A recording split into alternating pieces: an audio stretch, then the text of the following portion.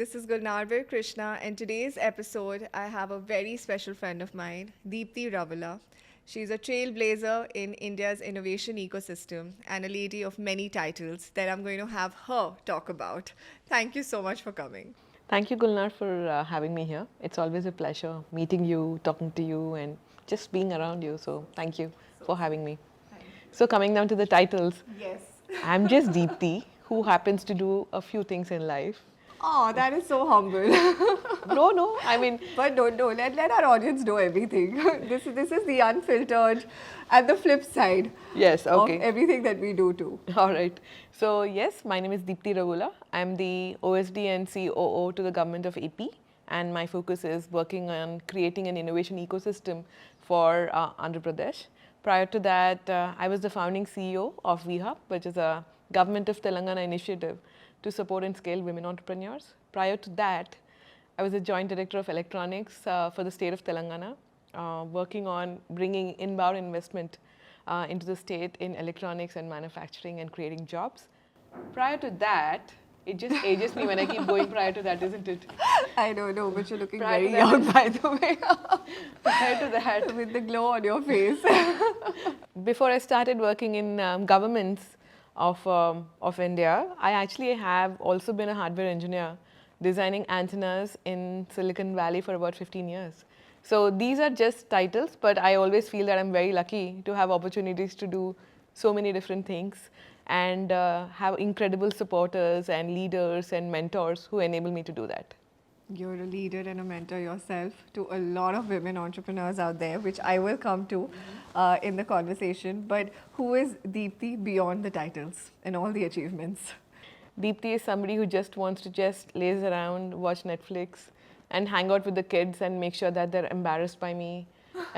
Most times because both of them are teenagers, but very simply, very fortunate to have an incredible upbringing. My dad's an economics professor. My mom was a homemaker, and I grew up with about 6 of my aunts. I practically did not know whose child I was till about, I think, 6 or 7, because I was in so many people's homes and I was always showered with love. I think I had a very incredible support mechanism. And I was also the only girl among a lot of boys, and I did not realize that I was a girl. And I never realized this till I actually started working at VHub. I did not know that. So I think that's that. And my husband is my best friend, and I think the best person ever in the whole entire world. I have 2 children, 18 and 16, 14. Sorry, Vishnu, 18 and 14. And yeah, that's about it. Very simple. You know, the beauty of Indian families, I mean, of course, it takes a village to raise one, but I just love how you said that, you know, for the longest time you didn't know who the parent was. And I think that that's such a beautiful way. But of course, the life that you chose before you came to Hyderabad, because I remember both of us had come to Hyderabad at a similar timeline, but you were the NRI. For me, you were the NRI when I met you. I said, okay, NRI now here dealing with, you know, the politics of the city and the government. So how was that switch? I mean, everybody still has that American dream, and I've realized that everyone, especially in the South, there has to be that one child that they have to park in the US. At least that's what I've noticed as a trend. So how come you gave all of that up when you were here? First thing I have to correct you, Gulnar, is not one child being parked, all children being parked. I'd like to start with that. I think one of the, you're absolutely right. And I think the person I am is because I also had that American dream. And like many Hyderabadi engineering students who did not have backlogs in engineering, I went to the US literally a month after I graduated. But then also, my family was deeply entrenched in the Telangana agitation back in 1969. We had a lot of conversations around it. And, growing up, I did not realize where, what my middle name was or what part of the Telugu states I was from. But when I went to the US and I was, when you're an NRI, you're part of associations because you want to kind of feel closer to home. And I mean, for us, Telangana was a daily conversation. But when I went to the US, I think I got a lot more actively involved in the Telangana movement. And what brought me back is the formation of Telangana. Because a lot of people get an opportunity to be an activist, fight for things, but very few people get an opportunity to be a foot soldier in the growth story of a cause that they fought for. And I think Telangana brought me back. Simply, that's it. Very unromantic Swades, okay? I know, I get that. But, so the thing is, I also don't want to touch upon the flip side of being a public leader because you have your work experience. And, many years later, after I was, of course, working, I realized leadership is a responsibility. Leadership is not just a title or a designation that a company gives you or any platform that, offers you that as an honor. But leadership truly is a responsibility. So I want to touch upon the flip side of that. So, first of all, I'm not a public leader. I'm just somebody who works in the public space. That is the first thing. I think that has actually made me feel very responsible and accountable. You're also being very humble, Deepthi, because you're the founding CEO for WeHub, and I know that you have led the way for a lot of women entrepreneurs and been the torchbearer and given them a platform as well. So, yes, please talk about you as the leader right now. I think I did not start out being a leader. And Gulnar, it's not humility. I think it's a responsibility that I've taken on myself. And when WeHub was when the Honorable Minister at that time had asked me to create WeHub, one of the first things I actually thought about was what is WeHub? And the entire process of creating it took about 3.5 to 4 years, where I was hustling every day for 16, 17 hours, meeting a lot of people. There was no budget, raising funds, having a team, no resources. Nobody knew what to do at WeHub. But I think one of the interesting things that I want to highlight here, it may not be a very palatable thing, but one thing which was very interesting to me is that I became a leader apparently. The entire work that I did for 4 years while I was leading the initiative and creating it was not seen as leadership really. Apparently, I became a leader when I started appearing in the papers and people started seeing me on stages. I feel that is what is really confusing and confounding to me. And that is when people started calling me a leader, and that with that came a lot of other challenges because as a woman and as somebody who started WeHub, I felt it was very interesting and slightly flattering also that people thought that I was just sitting there lording over the entire initiative. But then at no point did I forget that I was actually there to fulfill a mission, and I was actually the one entrusted with responsibility to translate something from a single line idea to a living, breathing organization. And I think that is what keeps me grounded and keeps me going. It's beautiful how everybody feels the popularity quotient when they see you, when they hear you as the measure of success.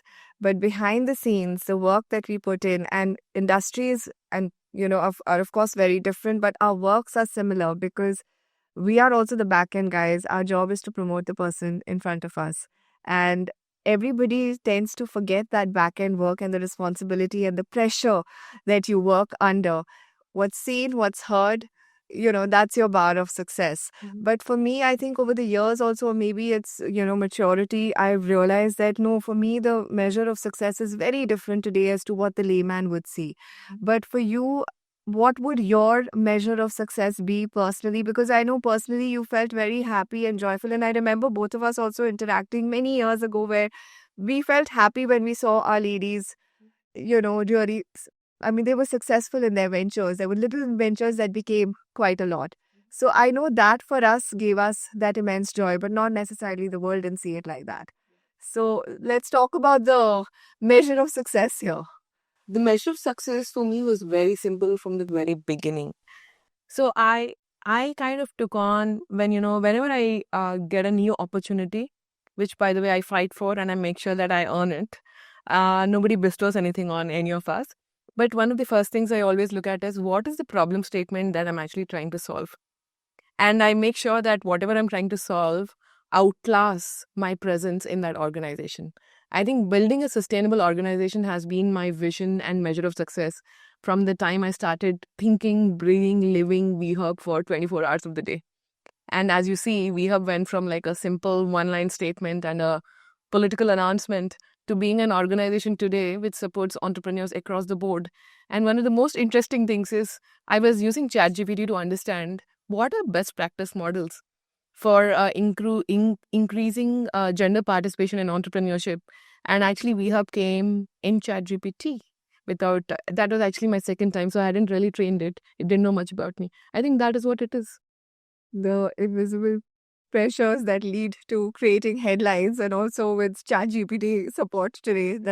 That's wonderful. But again, it's the foundation that you laid, and the foundation is strong. It gives you that much more of a momentum to go forward. And today, of course, it's a whole different scenario for you, and I can see that glow on your face for it. But I want to also touch upon all the people that have supported this journey in terms of the moments or the people that you felt really truly did support you wholeheartedly in also pushing you to where you are today.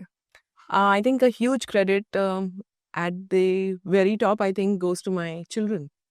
I think my children are my biggest strength, I will not say they're a weakness in any day, they are my biggest strength. And they are actually people who have been there. I was hustling and they always made sure that when I came home, I was the mother, but the children always made sure that they were mothering me and making sure that they were laughing with me, telling me their small stories. I think my children are my biggest champions. And obviously, my husband, he's the foundation to everything that we do. But also, I think a huge credit actually goes to the leaders who I had the opportunity to work for. A lot of people think that, because I worked in one government, I'm a political person. But I think that for an outsider like me who does not belong to a political family or has not used influence or recommendations to be at places, you need somebody to trust you. And I think that I'm also very thankful to the erstwhile Honorable Minister and also the incredible bureaucrats who ensured that, people like me who are outside experts had an opportunity to prove themselves and be a part of the growth story of the state. So a lot of that, and obviously friends and supporters like you. Yeah. I love how you spoke about our children. So in the long days, the long intense days, I know that there are a lot of course, I believe in energies, and some people drain you out, some people uplift you. So let's talk a little bit about that, because we work with a lot of women and not everyone would have the right energy, if I may blatantly say so. A lot of them, yes, we are fortunate to have met each other and always supported each other through the years. It's almost a decade now of cheering for each other. But I know a lot of women out there who may not feel the same way. So let's talk a little bit about that, because this did come to me as a shocker, because I am for the women, by the women, of the women, as you would be for your government. And we have was again all women. Even right now, it's a very strong women team. So let's talk a little bit about, not all of them are beautiful roses. They could be the thorns too. I'm sorry, I had to bring that up. Yes, I mean, We'll keep it as real as it is. yes, actually, it's quite interesting. It's a very interesting question. So, political correctness and diplomacy have not been my strong suits, but I think I'm going to try now. So, yes, I think Gulnar, what you said is absolutely right. But one of the other things also I realized is that a lot of times, a lot of people, I'll not say women specifically, when you are on the other side of the table and you are seen as somebody who's at a higher, a position than, let's say, them at a certain point, they feel very entitled to their opinions. So that's how I leave it at. They are entitled their opinions. It is not my job to respond or react. Because a lot of times when you respond for everything, you become that person who responds for everything and answers everything, and it legitimizes it. So personally, I always feel that, a lot of people who have a lot of things to kind of like, come back at you or say about you, I feel that I find it very flattering because I did not have the time to talk about them, but they actually took time out of their day to talk about me, which is really incredible. That's about it. In fact, it's beautiful. I think it's also us growing with what we do and realizing that there is no time for it, and also creating these boundaries. And from the reaction to the response to today, not really caring. And even for me, I've realized over the years, I want to fill up my days with positivity. I want to fill up my days with family, love. And that's how I've also maintained it, to kind of decompress, switch off when I'm in my bubble. And that bubble of, the large friend circle, it just kind of what they used to say earlier as well, that, you're going to only end up with your handful of true friends. And I think that becomes your backbone. And I swear by my girlfriends, I don't know where my life would be without them. I feel that, they are your supporters, they are your therapists. In fact, even in an earlier episode, I was sharing how they are my therapists. And you kind of just keep uplifting each other because the challenges are the same. And I feel most women, it's not necessarily that they're trying to bring you down, but they may say something in order to lift themselves up. And like you said, we don't have the time to talk about that. Truly, no. I mean, like, I think my day started at 4:45 and it's only 11:30. But I still feel that, my day hasn't really started and there's a long way to go. So where does one have the time for, thinking about people who really are not thinking about you? So, yeah. And one more thing, I have a group of friends who I have actually met in my 40s.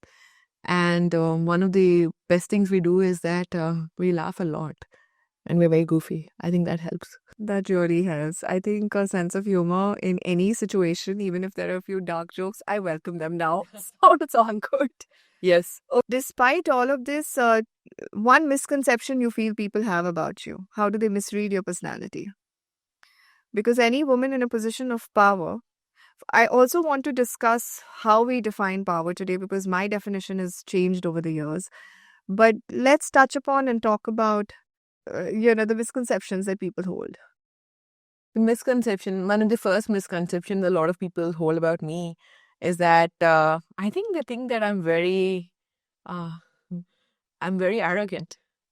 The challenge is that I do not know a lot of people in many places, and I'm not somebody who will go rush in and talk to people. So I think that has been one of the interesting challenges. And the second thing also is that I'm always very free, because that's the second misconception. Because people, not now, but when I just started out in government, people felt entitled to barge into my room and sit down and just talk to me, even when I was doing other things. So I think those are the two misconceptions, that I'm always free. And the last and most important thing is that because I smile and laugh a lot, people think that I do not know anything. So that's also one interesting stuff. But I do know some things here and there, I think. Yeah, but What is your misconception about me, Gulnar? I've never had. We've been very candid. We've been very straightforward with each other. And I think for me, that is a very important character that I, need. Anyone that I meet, a characteristic trait that I feel, because I can't mince my words and I don't sugarcoat anything ever. It's as direct. It's what you see is what you get with me. And I think we hit it off and we had each other there right from the beginning. We stated it as it was and it was very factual. But what I do appreciate about us is, of course, we met as two professionals, but over the years, how our friendship has bloomed, I truly respect that a lot because parallelly, we've both gone through a lot over the years, and amidst those challenges, we got each other. So I'm happy about that. Yep. But Gulnar, I also had a misconception about you. Yes, as a true Hyderabadi, and we are a big small village or a small big village. I don't know how it is called. When I first saw you at some event and we were introduced, I actually thought that you were very aloof and very difficult to break through. But then I realized that we should also give people an opportunity to be introverted and also take time to open up, because not everybody wants to talk to everybody at all times. And when you're in a new city, so I think now I know that you are not a aloof person at all, and you're slightly goofy. Yeah, I am when I have the time. But also, I think with me, what happens is because I meet so many people, there's a part of me that I know is it's too personal for me and it's a different world. And that I know I want to save for my special ones. So yeah, the fun and the laughter and the goofiness I think comes out there. But when I'm at work, I've got my poker face on, game face on, and yeah, I mean that's something that I've had to work on over the years. I was a very emotional person earlier, but now I think you all have your game face on. No? Yes, and also I love the fact that you set boundaries from day one, and it's just that people had to adjust. There's a thing that I have on my WhatsApp image. It's been there for about 10 years now. It says, "Be you, the world will adjust," and it works in every scenario. So In fact, I must share this. One of my very dear clients, it was very sweet of her how she said, Gulnar, you don't have to learn Telugu. We learn Hindi for you. And I think that was so sweet of her because I know in the beginning when I came to Hyderabad, it was such a struggle for me and I had to learn the language, get adjusted to the culture, understand the people. So, where we come from, everything is very fast paced and everybody wants to just work and get there. Here, there is a little bit of that laid back attitude, although I love how I've been able to strike that balance today and very grateful for my job as well to have that balance to be able to spend time with my family and also work. So I loved how when she said that, she just had my heart. And I said, this is the sweetest thing I've heard, and I'm not going to struggle with my Telugu. But yeah, I'm glad the city is very accepting. And in fact, that's another thing that I absolutely love about Hyderabad, that everybody accepts you. They may take their time, but they accept you. And I think with a lot of platforms also that, of course, the government has been creating and supporting women like us, it's given us a lot, and we are indebted. Thank you. I'm very I think I'm gloating inside when people who love and come to stay in Hyderabad compliment Hyderabad because it's a very Telangana thing. We've always been a melting pot, and with the state being formed, I think we're getting more opportunities to do that. Yeah. It's the number one city in the country today to live. In every planet is what I would like to say, Oh, lovely. excluding Pluto. God, look at us. Hyderabadi lovers right here. Okay, now let's talk about the flip side of a few things. Mm-hmm. Okay, so policy drafting or founder mentoring? I think founder mentoring. Founder mentoring? Give me a few tips on that you incorporate in your daily life now. I think one of the first things is that when you're mentoring somebody, it doesn't mean that you know more than them. It's just that you've had more failures than them in that particular field. I think we need to make sure that, we understand that, what went wrong and how do we remediate instead of telling them that don't do this, don't do that. One of the first tips. Any founder story that has stayed with you? Many, many, many. One is right next to me. I've seen her start slightly hesitant and just grow and be herself in the city and being the same person as she is. So Gulnar is one very interesting story. I'm sure you know her. Thank you. But also there are many, many other entrepreneurs. And I think we've actually done a show You on... had me blush right here, girlfriend. Passy. Yes, but it's been a pleasure to see you grow because I think that many people do not understand what being in the services sector means. But I think that you brought a lot of professionalism and kind of created a good narrative around what women in entrepreneurship in the services sector means. Because it was very disorganized, it was seen as very unprofessional, it was seen as very ad hoc. But I think that the structure that you put in, the processes, the professionalism you brought in has been very inspiring to watch for me. It's beautiful how you said it because I remember sending out emails instead of making those calls. Small protocols that you take, that you come, and of course, I'm my father's an army officer, so we come from that very disciplined, organized structure. And I did realize that very early on, and it was not taken up very easily, but I realized that I needed to be very patient. And any new market that you tap into, patience, consistency, and there is no substitute for hard work. I think the hardworking days, like how you said 16, 17 hours, I remember taking my son everywhere with me. I've had my, I think that's why I grow up. yeah, everyone has seen Nirvan grow up, and now it's Ayurved's turn on the hip. But I also feel that the support system that we come from, like how you mentioned, your husband being your best friend and the children being your champions, I feel that support system is very, very important for any working woman to flourish. And I feel in the service, of course, we are at service to someone, and it is our duty and responsibility. And with this support system, we get to perform that much better. And you bring a lot of joy because when an event is done beautifully, it brings a lot of happiness and joy to people. But also, I wanted to add one more extreme. This lady is no longer there. There's a lady who was 67 years old from a village in Mehboob Nagar, and she was making cold press oils. And I think she studied till 6th grade. I don't know, something like that. And then she came to VHub and she was like, I want to set up a unit. And she said, get marketing done for me. So in about 3 months, she actually went through the entire incorporation of the company.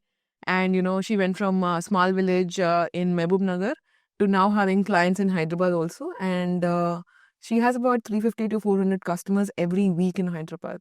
And she employs about 12 people in her own village. And she's 67. But sadly, she passed away in 2024 of breast cancer. So when she was first diagnosed, she actually went through chemo And once she was done with chemo, she actually came to VHub to find out when she can expand to other markets beyond Mehboob Nagar. So I think that was amazing. Purpose. Exactly. And now her children are taking her legacy forward. So many of these stories, right? Yeah. Yeah, that's very inspiring, and that is living a full life of purpose. Like I said, I also do want to touch upon women in power. And of course, in my college days and after college, living in Delhi, I've been a part of a lot of rallies. I've stood at India Gate, candle marches. I've done it all for very unfortunate incidents that shake up the entire country. But I felt that that was me trying to also put across a point or just be a part of a system that could maybe shake up a few things that us women needed for safety. And I know that, growing up also, many times, even at workplaces, we are in industries where it could be dominated by men. Sorry, touching upon it is a patriarchal society, but yes, we are lucky.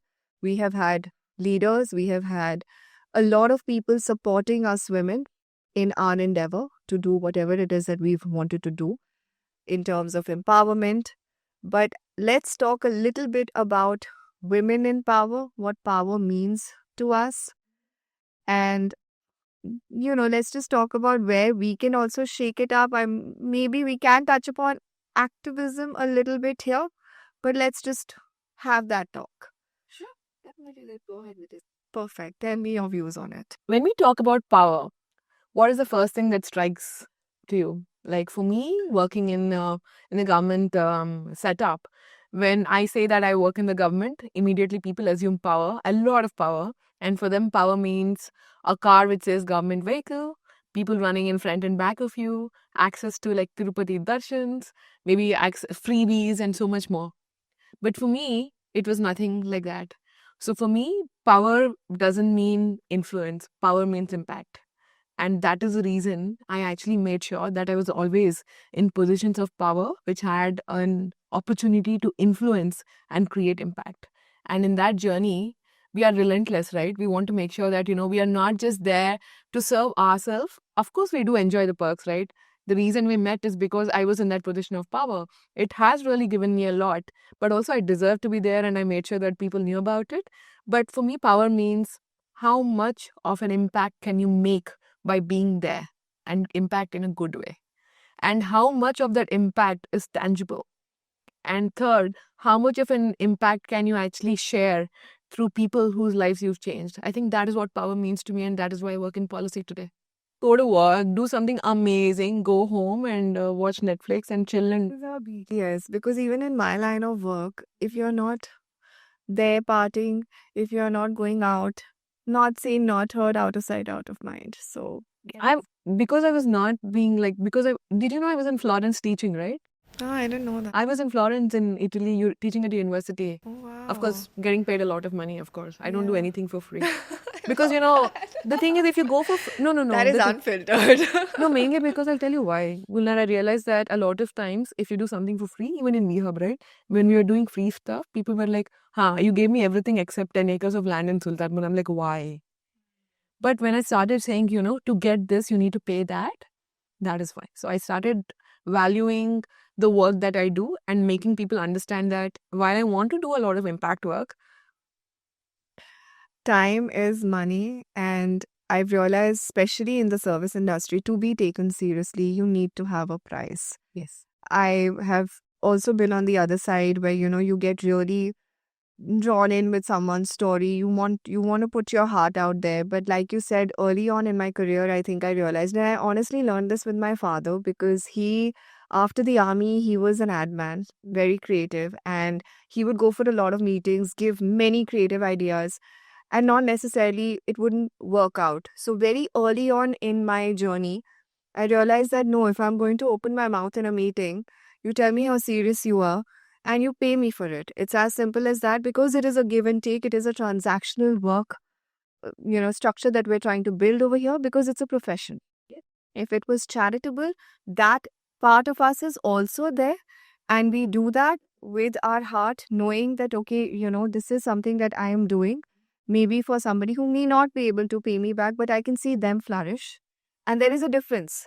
So there is a difference. Yeah, intangible and tangible benefits are there in our work, and we get to enjoy that. I think when you spoke about activism, Gulnar, one of the things I wanted to touch upon is that, you know, again, activism is very powerful. And I think that with the experience and exposure you've had and the slight opportunities that I've had, I think that it is powerful in a way because we not just fight for things, but we also make sure that we are there along to see the change.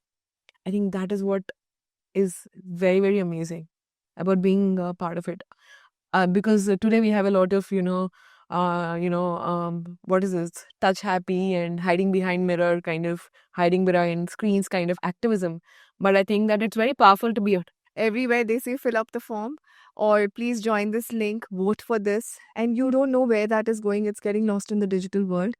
And I don't know if that, with all these petitions that we sign on Instagram, even for cruelty against animals, or even if it is for a lot of rape cases, you see that, okay, the government and the police force needs to do XYZ. But again, where is all of that going?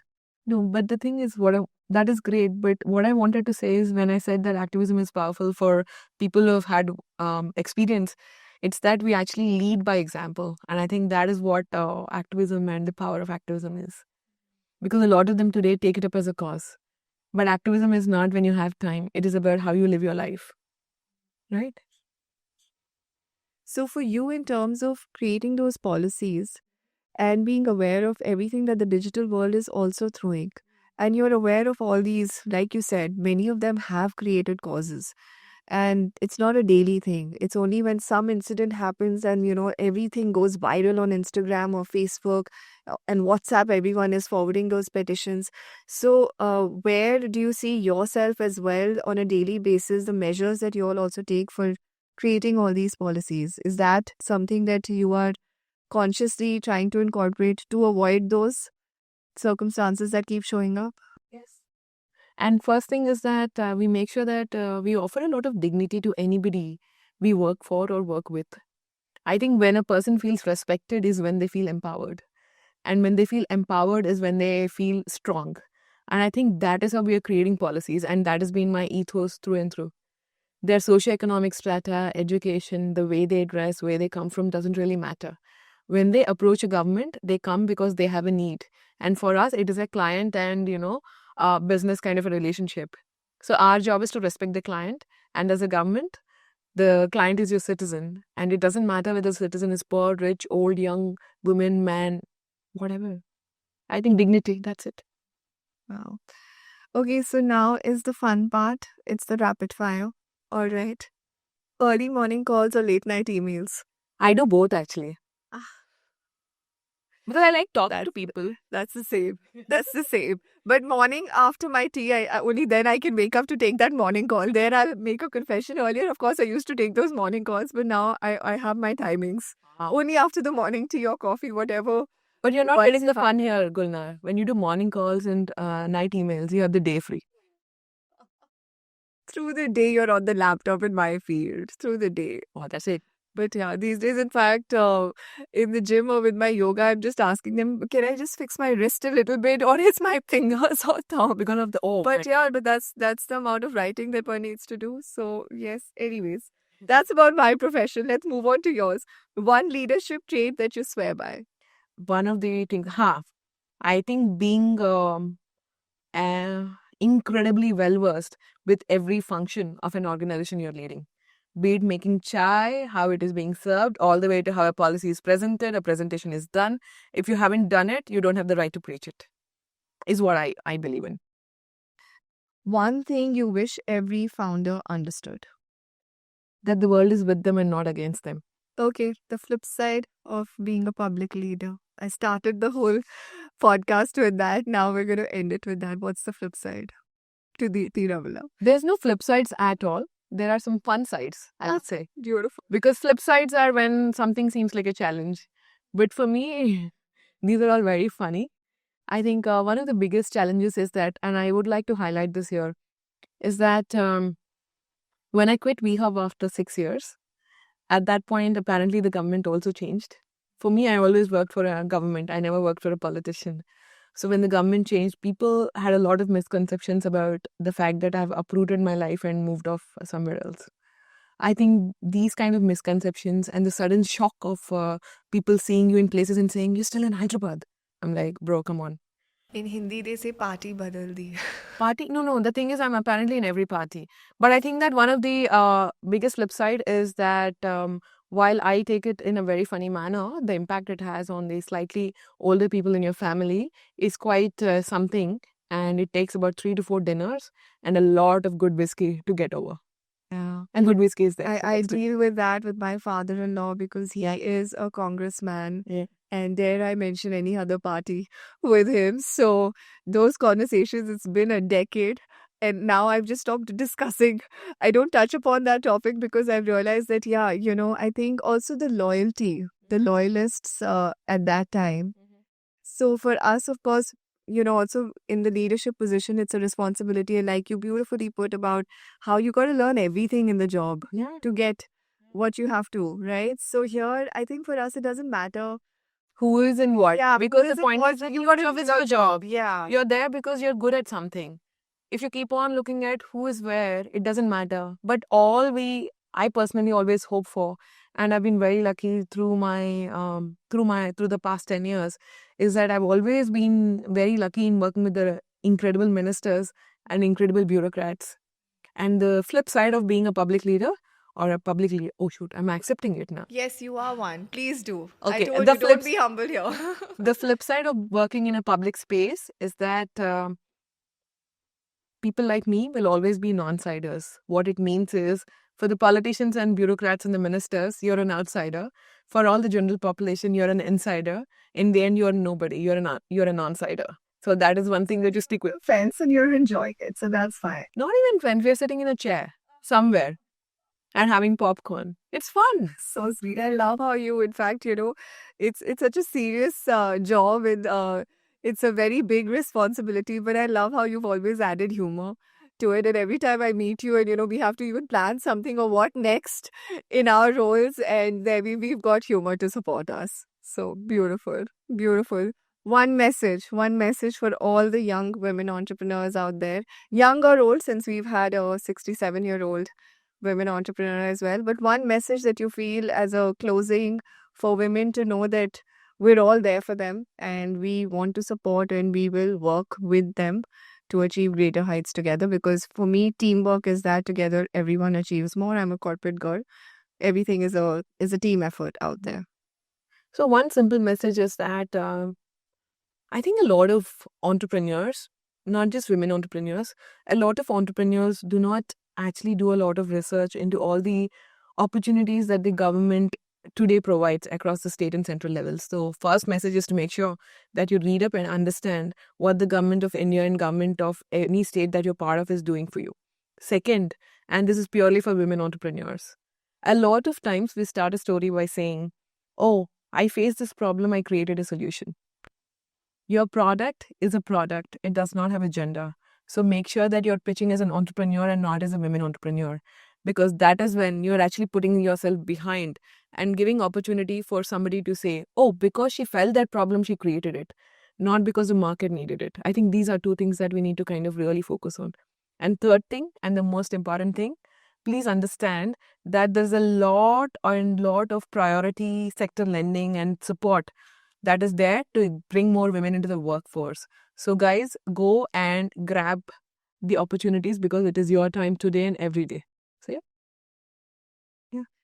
Thank you so much. You've got me speechless in most parts. Thank you so much for being a part of the flip side. And we will have our funny side right after we sign off from here. Thank you. Thank you, Gulnar. It's always amazing, and all the very best for your podcast. And I can't see to wait on the sidelines to cheer on you and see you grow and scale and just be just amazing. And go by Monica Gulnar. Forever cheerleaders. Thank you. Thank you so much. Thank you. Thank you.